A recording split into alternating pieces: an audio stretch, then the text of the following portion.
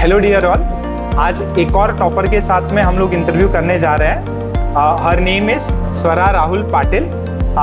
स्वरा जो स्टार्टिंग से ही one of the जिन्होंने कुछ बच्चे ऐसे होते हैं कि जो डे वन से आपको लगने लग जाते हैं कि यार इसमें बच्चे में बहुत कैलिबर है, बहुत ज़्यादा फोकस्ड है। उन स्टूडेंट में से एक है स्वरा। एंड स्वरा ने जेई मेंस 2025 में 98.83 परसेंटाइल स्कोर की है। एंड एडवांस में बेटा रैंक कितनी थी अपनी? 3818 रैंक थी। एंड सीईटी में भी 99.60 परसेंटाइल स्कोर किया है। बच्ची ने वंस अगेन तीनों जो बड़े इंजीनियरिंग के एग्जाम्स होते हैं उन सबको बहुत अच्छे से क्रैक किया है। अब उनकी जर्नी के बारे में उन्हीं से जानते हैं। सो फर्स्ट ऑफ ऑल बेटा बहुत बहुत कॉन्ग्रेचुलेशंस। एंड एक चीज मेंशन करना रह गया, in counselling round she is getting IIT Bombay and 2 week के बाद में she would be studying in IIT Bombay. जो किसी भी एक स्टूडेंट का जो इंजीनियरिंग स्टूडेंट होता है, जेई एस्पिरेंट होता है, उसका एक ड्रीम कॉलेज होता है। So she is getting into IIT Bombay. Once again congratulations Swara. Swara बेटा कुछ अपने बारे में, कुछ अपनी फैमिली के बारे में बताओ बेटा। हेलो एवरीवन, माई सेल्फ स्वरा राहुल पाटिल। सो मैं 10th स्टैंडर्ड तक होली क्रॉस कॉन्वेंट में थी और फिर उसके बाद इधर नीट में ज्वाइन किया था। सो घर पे मैं मम्मी पापा दादा दादी और मेरा भाई है। सो घर पे पहले से ही मतलब बहुत ही स्टडी के लिए अच्छा एनवायरनमेंट था। मतलब मेरे बड़े भैया जो थे वो भी जेई की प्रिपरेशन कर रहे थे। तो उनका अभी एनआईटी नागपुर में सिलेक्शन हुआ था। सो पहले से ही आइडिया थी एग्जाम के बारे में। और बायो की साइड तो जाना नहीं था, बायो नहीं जाना था, सिर्फ इंजीनियरिंग। हाँ। और फिर मतलब मम्मी पापा भी बहुत सपोर्टिव थे पहले से ही। मतलब मम्मी भी अच्छे से करवा लेती थी सब कुछ।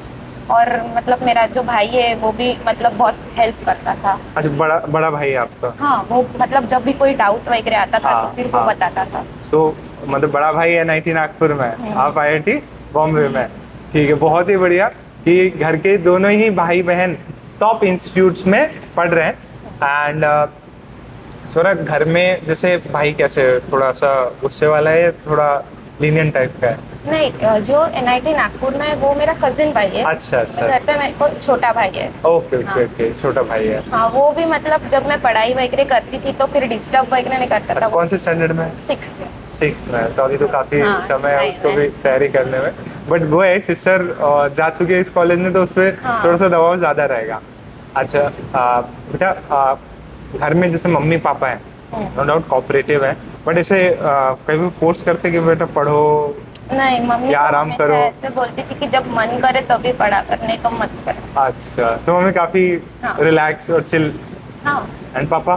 पापा तो मतलब पापा तो पहले से ही थे कि जो भी लगेगा हम ले लेंगे। मतलब ऐसा कुछ नहीं कि आईआईटी जाना है या फिर इधर जाना है। बट मेहनत करते रहो, पूरा 100% दो, बस जो होगा सब देखा जाएगा। ओके। सो वही कि एक फैमिली में बहुत अच्छा एनवायरनमेंट मिल जाता है जिसमें पेरेंट्स कोऑपरेटिव रहते हैं और बच्चे के साथ साथ चलते हैं। चाहे बच्चा जितना भी करे उसको सिर्फ मोटिवेट करते हैं कि और अच्छा हो सकता है, तो उसका ओवरऑल बच्चे के रिजल्ट पे बहुत ज़्यादा इम्पैक्ट रहता है। अच्छा बेटा, जब आपने जैसे नीव एकेडमी चूज़ किया अपनी तैयारी के लिए, तो इसमें आपका शेड्यूल क्या रहता था during class and after class? तो स्टार्टिंग में तो मॉर्निंग में होती थी क्लासेस, तो फिर घर पे जाके रिवाइज वगैरह करती थी मैं जो सिखाया वो। फिर थोड़ी रेस्ट लेके फिर उसके बाद में मैं सॉल्विंग वगैरह शाम में कर लेती थी। और मैं मतलब ज़्यादा रात में पढ़ाई होती नहीं थी मुझसे, तो फिर वो नहीं करती थी, मैं जल्दी सो जाती। हाँ। कितने बजे लगभग रूटीन होता था? 11:30 तक सो जाती थी। 11:30। और फिर सुबह मैं 6 बजे तक उठ जाती थी। 6 बजे तक, यानी कि 6-6.5 घंटे की स्लीप आपकी होती थी। एंड उस मतलब आप पूरा जो है ट्राई करते थे दिन के दिन में ही पढ़ाई करो? हाँ, मतलब जब हो रही है तब सब कर लेना। फिर अगर कभी मन वगैरह नहीं हुआ तो फिर तब होती नहीं है, तो फिर जब हो रही है तब मतलब पूरी करना होता है। जब हो रही है तो स्ट्रेच में बैठ जाते थे कि अभी टाइम नहीं देखना, अभी बस पढ़ते रहना। अच्छा, तो औसतन एवरेज कितने आवर्स आप आफ्टर क्लास पुट करते थे एवरेज? पहले तो 6-6.5 घंटे करती थी। फिर जब 12th में वगैरह गई तो पहले का भी करना पड़ता था, तो 8 वगैरह घंटे। 8 घंटे ड्यूरिंग क्लासेस? हाँ। तो यानी कि नॉर्मल 11th में 6 साढ़े 6 घंटे, एंड जब 12th आ जाता है, जब आपका एक 1 ईयर का कोर्स कंप्लीट हो जाता है तो उसका रिवीजन करना रहता है, तो आपको पुरानी चीज़ें रिवाइज करनी है तो ड्यूरेशन बढ़ जाता है। अच्छा बेटा, जब आपके सिलेबस हो गया फिर कितने घंटे आप लगभग करते थे? फिर तो मतलब 11-12 घंटे हो 11 जाता था। मैंने पूरा दिन ही होता था एक्सेप्ट सोना मतलब- और कुछ हाँ, रेगुलर वो काम। सब डेली एक्टिविटीज छोटी, तो पढ़ाई के सिवा और कुछ होता ही नहीं था। ओके ओके, सो काफ़ी डेडिकेशन, काफ़ी हार्ड वर्क लगा है। अच्छा बेटा, जो 2 साल की आपकी जो जर्नी थी उसमें कोई क्लास वास मिस हुई आपसे? नहीं, मतलब जब बीमार थी तब हुई थी एक बार, पर फिर वैसे वैसे नहीं कुछ करती। नहीं, कोई इवेंट शादी ब्याह? नहीं। नहीं, स्ट्रिक्टली मना कर रखा था किसी ने? हाँ, मतलब कहीं ठीक कहीं। ठीक, इंस्टीट्यूट वालों ने मना कर रखा था कि नहीं जाना। हाँ। ओके, एंड टेस्ट कैसे दिए सारे? हाँ, सब दिए थे, मतलब स्टार्टिंग में पार्ट टेस्ट वगैरह हुए थे, वो भी दिए थे, फुल सिलेबस भी दिए थे। पहले मार्क्स नहीं आते थे, बट धीरे धीरे थोड़ी इम्प्रूवमेंट होने लगी। पहले मार्क्स कम आते थे? हाँ, मतलब पहले तो इजी हुई थी तब आ गए थे, फिर बाद में कम होने लगे, फिर थोड़ी देर बाद और इम्प्रूव, मतलब जैसे जैसे समझता गया कि किस पे फोकस करना है किस पे नहीं, तो फिर वैसे वैसे आते गए। वैसे वैसे बढ़ते गए मार्क्स। ओके, बेटा आखिरी में जैसे आपके बहुत सारे मॉक हुए, पार्ट टेस्ट हुए, वो कितना हेल्पफुल रहा और उसकी तैयारी कैसे की? मतलब जब वो मॉक्स होते थे तब हम इधर आके देते थे, तो फिर वो एक एनवायरनमेंट मिल जाता था कि जैसे एग्ज़ाम के दिन होता है, तो फिर वैसा ही एग्ज़ाम के वक्त भी ऐसा लगा कि एक टेस्ट ही है तो कुछ अलग नहीं है, तो फिर मतलब ज़्यादा प्रॉब्लम नहीं गया था मेरे को, सा टेंशन वगैरह। यानी कि आपने बहुत सारे टेस्ट दे रखे थे कि आपको मतलब कोई फिक्र नहीं हुई कि यार ये तो एक और हाँ। मॉक टेस्ट जैसा ही है, हाँ एक फियर फैक्टर नहीं थी। हाँ। अच्छा बेटा, एक जैसे आपने एडवांस क्रैक करके आप आईआईटी में जा रहे हैं, सो जेई मेंस आपने जैसे परसेंटाइल स्कोर किए, जेई मेंस और एडवांस का जो समय था उसमें आप क्या क्या चीज़ें प्रैक्टिस करते थे?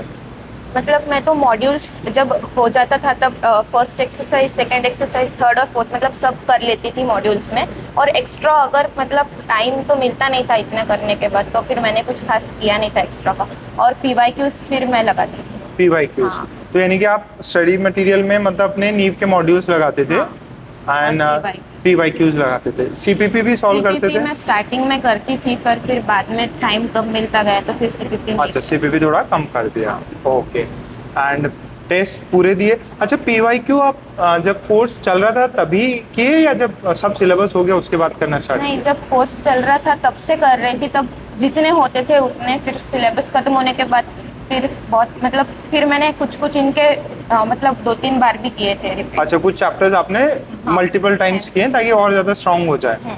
अच्छा, आपको इन तीनों में से कौन सा फेवरेट सब्जेक्ट था? मेरा फेवरेट तो मैथ्स था। मैथ्स था। मैथ्स में मतलब प्रैक्टिस ज़्यादा करते थे फिर? हाँ, मतलब मज़ा आता था करने में, बट मार्क्स ज़्यादा फिजिक्स में आते थे। और मैथ्स अच्छा इंटरेस्टिंग रहता है, बट ये सब्जेक्ट की खासियत है कि मैथ्स आपको कम नंबर देता है, क्योंकि बट हाँ, उस कम नंबर पे भी आपको बहुत अच्छे परसेंटाइल आ जाते हैं, बहुत अच्छा स्कोर बन जाता है, बट कुछ स्कोरिंग सब्जेक्ट्स भी हैं जिस पे आपको ज़्यादा ध्यान देना है। और केमिस्ट्री में मेरे को मतलब स्टार्टिंग से ऐसा थोड़ा सा प्रॉब्लम आया, तो फिर मेरे को लगा कि वो मेरे को जमता ही नहीं, तो फिर मैंने वो कुछ उतना अच्छे से किया नहीं था, बट मतलब मेरे को लगता है तीनों सब्जेक्ट बैलेंस करने चाहिए। तीनों बैलेंस? हाँ। मतलब आपके डिसेंट स्कोर आते थे, बट ऐसे अगर मैं कंपैरेटिव बात करूँगी, जैसे तीन लोग हैं तो कोई ना कोई आपका फेवरेट होगा, थोड़ा कम फेवरेट होगा, कम फेवरेट होगा, तो वैसे ही ये 3 सब्जेक्ट हैं। एग्जाम पॉइंट ऑफ व्यू से नो डाउट कि आपको तीनों के वेटेज इक्वल रखना है, समय इक्वल देना है, बट एक खुद की पसंद होती है कि भाई हाँ, ये करने में मेरे को थोड़ा और ज़्यादा मज़ा आता है। हाँ। ओके, एंड बेटा जैसे ये जो लंबा इतना पीरियड रहता है, बहुत हार्ड वर्क चाहिए रहता है, हाँ। ठीक है, उसमें कभी कभार नंबर कम आते तब लो फील हो जाता है, तो आपको कभी हुआ ऐसा? हाँ, मतलब कम आते तो थोड़ी देर मतलब बुरा लगता है, फिर बाद में नॉर्मल हो जाता था सब। नॉर्मल हो जाता हाँ। है तो कैसे, मतलब लाइक खुद ही या घर वालों से बात करके या कुछ ऐसे कुछ माइंड रिफ्रेश करने के लिए डिफरेंट हाँ, एक्टिविटी? मतलब फिर मतलब एक बार दोस्त वगैरह से बात कर लेते थे, नहीं तो मम्मी पापा से ही बात कर लेते थे, फिर वो समझा देते थे, एंड फिर आगे तो करना ही था ना। हाँ, आगे तो करना ही है। देखो, कम नंबर भी आए तो ऐसे थोड़ी कि आप अपना जो भी ड्रीम है, जो भी एग्जाम या जो भी इंस्टीट्यूट है आप जिसको ड्रीम कर रहे हैं, वो थोड़ी आप देखना बंद करोगे। वो तो एक स्टेज है, कम नंबर आए, गिरे हैं, वापस खड़े होके अपन और बड़ी छलांग मारेंगे। कम नंबर सबके ही आते हैं, वो कम आ रहे हैं, नंबर मतलब सबके आते हैं। सही बात पे चल रहे हैं। बस रास्ता सही रहे, कम नंबर सभी के आते हैं, ठीक है, सभी लोग गिरते हैं चलते वक्त। ओके, एंड कुछ अदर एक्टिविटीज भी करते थे अपने माइंड को रिफ्रेश करने के लिए, या डेली जो भी एक्टिविटीज के अलावा? हाँ, मतलब कभी कभी थोड़ी फिजिकल एक्टिविटीज वगैरह करती थी, नहीं तो बोर वगैरह हुआ तो फिर वही मम्मी से जाके बातें करती थी। मतलब गॉसिप करने में, बात करने में आपका माइंड फ्रेश हो जाता है। हाँ। ठीक है। देखिए, कोई companion, be it your mother father या आपका भाई बहन, आपकी इस जर्नी में जब साथ रहते हैं, आप उनसे खुल के बात कर पाते हैं, तो बहुत सारे जो भी मन में एंग्जाइटी रहती, फियर रहता, वो वैसे ही कम हो जाता है। ओके, आप बेटा किसी जो भी इस इंटरव्यू को देख रहा है, आपके कोई जूनियर्स होंगे, उनको कुछ गाइड करना चाहें, कुछ टिप्स देना चाहें? हाँ, मतलब मेरे को लगता है सबसे इम्पोर्टेंट रिवीजन है। मतलब अगर रिवीजन अच्छी होंगी तो सॉल्व करते वक्त ज़्यादा सॉल्व कर पाओगे, और जब सॉल्व करते वक्त ज़्यादा क्वेश्चन से एक्सपोज होंगे तब टेस्ट में और बेटर परफॉर्म कर पाओगे। तो मतलब रिवीजन बहुत अच्छी होनी चाहिए। रिवीजन अच्छी होनी चाहिए, एंड प्रैक्टिस हाँ, प्रैक्टिस भी बहुत मतलब करनी पड़ेगी आपको। PYQs हैं, मॉड्यूल्स हैं, वो प्रैक्टिस हाँ, करनी है। मतलब प्रैक्टिस में बहुत सारी जगह से सॉल्व करने से अच्छा है कि एक ही जगह का बार बार सॉल्व किया तो ज़्यादा एक ही अच्छा। कंटेंट आप मल्टीपल बार सॉल्व करिए, ठीक है बेटा। इस पूरी जर्नी में what was the contribution of नीव एकेडमी? मतलब सबसे बड़ा कंट्रीब्यूशन तो नीव का ही था। मतलब हमारे जो सीनियर्स थे स्कूल में, उनसे हमें नीव के बारे में पता चला था। वो सिद्धार्थ भैया और कबीर भैया, वो हमारे टीचर के लड़के थे। तो फिर हमने इधर ज्वाइन किया था, और वैसे भी रिजल्ट्स इधर के बहुत ही अच्छे थे। तो फिर मतलब इधर सर अच्छे से मोटिवेट वगैरह भी करते थे, और इधर प्रैक्टिस सेशंस वगैरह भी होते थे। तो फिर मतलब घर पे नहीं हो रहा है तो इधर आके ही कर लेते थे। प्रैक्टिस सेशन, हाँ, डाउट सेशंस वगैरह भी बहुत अच्छे। डाउट सेशन में भी टीचर्स भरपूर क्वांटिटी में थे, एंड प्रैक्टिस, और वो मतलब जो भी आपको एक स्ट्रक्चर मिला, उसको आपने पूरा मतलब अपने बेनिफिट के लिए, अपने स्कोर इम्प्रूवमेंट के लिए, अपने डेवलपमेंट के लिए यूज किया। ठीक है बेटा, we wish you the very best. ठीक है, बहुत ब्राइट फ्यूचर रहे आपको, और 1-2 हफ्ते में आप IIT बॉम्बे पहुंच ही रहे, and we will definitely try कि हम लोग आपका IIT बॉम्बे में भी इंटरव्यू करें वापस।